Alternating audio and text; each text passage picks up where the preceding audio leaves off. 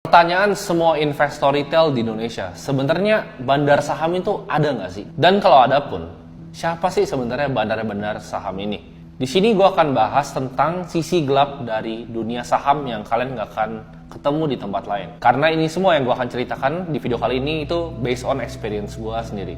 Sebenarnya ini gue jujur, gue lumayan bertanya-tanya sama diri gue kenapa gue bikin video ini, dan akhirnya gue sampai ke konklusi bahwa retail di Indonesia harus tahu tentang kebenaran yang ada di pasar modal Indonesia. Jadi gue sebenarnya sedikit lumayan takut ya dalam bikin video ini. Jadi mungkin sebelum kita bahas sisi gelap dunia saham, kita bahas dulu kenapa gue pribadi itu masuk ke dunia saham. Jadi kalian banyak yang udah tahu, gue mulai di saham itu di umur yang relatif muda ya, mungkin lebih muda dari sebagian besar orang. Gue sekarang umur 22 tahun dan gue udah sekitar 7 tahun di pasar modal. Jadi gue mulai itu tahun 2015, waktu gue masih di SMP, usia 15 tahun. Memang gue tahu gue sedikit sengklek ya di kepala, jadi gue memang mulai saham tuh awal. Kenapa? Karena ada yang tanya, oh ini dari orang tua lu ya bang, orang tua lu punya sekuritas ya? Enggak gitu ya, jadi orang tua gue nggak ada hubungannya.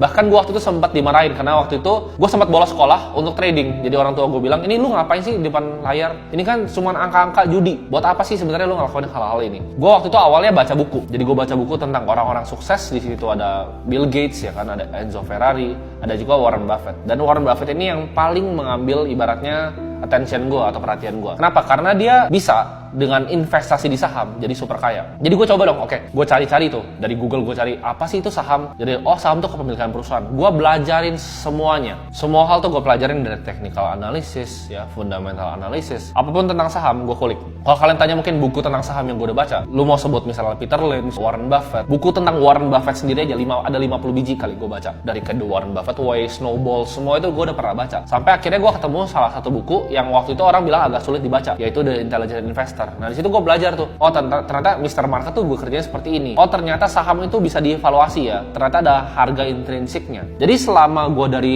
2015, dari gue usia 15 tahun sampai gue 2020 ya, waktu sebelum COVID, gue tuh adalah investor fundamental garis keras. Bukannya gue nggak coba analisa secara teknikal dan lain-lain, gue coba ya analisa teknikal. Tapi yang paling stuck di gue adalah gue ngeliat saham itu adalah sebuah bisnis. Jadi itu kepercayaan yang gue punya sampai tahun 2020. Waktu itu gue awal mulai bikin konten di YouTube, gue mulai bikin konten juga di TikTok mengenai saham. Kalau kalian tahu, gue waktu itu masih pakai baju kutang ya, ngajarin tentang price to earning ratio ya, price to book ratio. Seiring portfolio gue mulai besar dan gue mulai punya ibaratnya followers, di situ gue banyak mulai ketemu beberapa orang yang di dalam pasar modal. Karena waktu itu gue ngelihat pasar modal tuh dari luar, mungkin kayak kalian. Jadi gue nggak pernah berinteraksi langsung dengan analis dari sekuritas, gue nggak pernah berinteraksi langsung sama bos-bosnya bahkan yang punya sekuritas, sama direktur-direktur aset management. Gue waktu itu nggak pernah ketemu. Tapi begitu gue ketemu ibaratnya naga-naga di pasar modal ini, jadi banyak persepsi gue justru yang berubah tentang pasar modal Indonesia. Contohnya sederhana, misalnya tentang analisa teknikal yang dulu gue percaya banget, kayak misalnya, oh gue akan selalu cari tuh kira-kira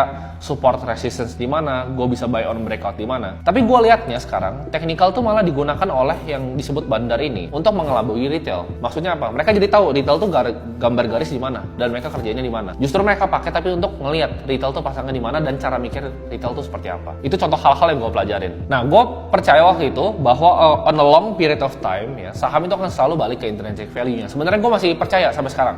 Tapi di beberapa saham doang dan di market yang efficient. Maksudnya apa? Jadi kita tahu teori Eugene Fama, yaitu efficient market hypothesis. Bahwa di hipotesa ini disebutkan ya, bahwa pelaku pasar itu adalah orang-orang yang rasional dan harga pasar itu merefleksikan dengan semua berita yang ada di saat ini. Jadi ibaratnya nggak mungkin untuk kita bisa ketemu saham yang diskon. Tapi kita tahu di prakteknya, hipotesa ini apalagi di Indonesia, mungkin kalau kalian tanya sama semua fund manager di Indonesia dan semua orang yang main saham cukup lama di Indonesia, saham di Indonesia itu sangat tidak efisien. Jauh lah dari orang bilang EMH, efficient market hypothesis. Kenapa? Karena banyak banget ibaratnya individual yang mendapatkan informasi jauh lebih awal dibanding kita investor retail. Banyak yang udah tahu, oke, saham A nih mau corporate action tanggal sekian, mau right issue-nya sekian di tanggal sekian. Sebelum retail tuh dapat informasinya, sebelum muncul tuh di RTI corporate action, orang udah banyak yang tahu duluan. Yang dapat informasi dibilangnya A1. Yang paling penting gue pelajari selama ini di saham itu adalah dua. Satu adalah uangnya masuk, money flow, dan yang kedua adalah kepentingan dari emiten tersebut. Contohnya ada kepentingan politik dan lain-lain, tapi itu mungkin gue nggak bisa bahas ya di video kali ini. Nah, hal-hal seperti ini kalau bisa di luar negeri, ini juga sebenarnya di Indonesia ada hukumnya di pasar modal, itu disebut dengan insider trading, di mana dapat informasi lebih dulu tentang perusahaan tuh mau ngapain dan memanfaatkan justru informasi itu untuk melakukan trade ya. Jadi kalau misalnya kalian kerja di sekuritas, kalian tuh nggak bisa main cuman beli saham kayak kita biasa gitu. Kalian mesti report ke atasan kalian. Nah makanya dilakuin sama orang-orang di sekuritas, mereka pakai friends and family, jadi pakai nama mamanya, nama adiknya untuk transaksi jual beli saham. Dan itu di Indonesia adalah hal yang lumrah. Sedangkan kalau di luar negeri, itu tuh sangat diregulasi ketat oleh SEC ya, Securities and Exchange Commission. Jadi itu sangat diawasin dan itu bisa dikenain insider trading, dan banyak hedge fund yang udah kena. Contohnya seperti SIC Capitalnya Stephen Cohen berubah jadi family office karena pernah kena charge insider trading. Jadi divine luar biasa besar. Indonesia itu nggak punya SEC dia, sebenarnya punya, namanya OJK. Kita bisa lihat ada yang bisa pamendam secara sosial media, ini jarang loh. Hampir jarang terjadi sebenarnya di US, apalagi di pasar modal. Yaitu kalian bisa pamendam suatu saham ya dengan memanfaatkan retail untuk buangin barang kalian. Di sini gua akan definisikan saham sebagai barang ya. Karena biasa orang-orang market ngomong saham itu barang. Hal ini bisa terjadi kenapa? Karena banyak investor bodoh di Indonesia. Dengan bikin buku di Gramedia, kalian bisa langsung pamendam retail. Mungkin banyak dari teman-teman yang sempat ngomong, "Oh, lu pom-pom saham itu." Gua misalnya kemarin bilang di video gua kan, gue cara investasi saham dengan 10 juta, ada yang bilang, "Wah, lu pom-pom Bank BRI." Itu gimana cara dipom-pomnya? Kalian tuh punya miskonsepsi yang salah tentang kata-kata pom-pom.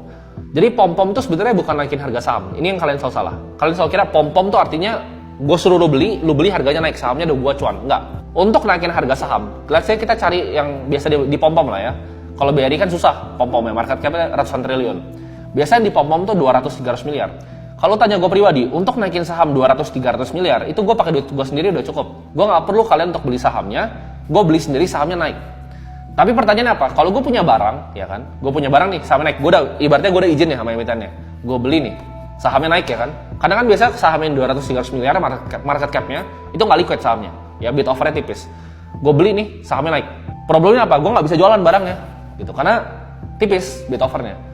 Jadi yang gue perlu apa? Gue pom-pom, ya. Gue pom-pom untuk kalian beli di harga yang udah gue naikin. Jadi pom-pom itu bukan beli pas naik. Tapi pom-pom itu gue udah naikin dulu, baru gue suruh kalian beli. Jadi kalian tuh exit liquidity-nya. Jadi gue buang barangnya ke kalian. Itu baru definisi dari pom-pom. Nah, ini banyak banget yang dilakukan sama influencer sebenarnya di Indonesia. Nah, makin gue terjun ke dalam dunia di capital market ini, semakin gelap ibaratnya dunia yang gue lihat. Jadi cara permainannya, ya. Banyak retail yang salah masuk ke permainan ini ya, dengan tanpa ilmu, ngira ini adalah permainan yang adil.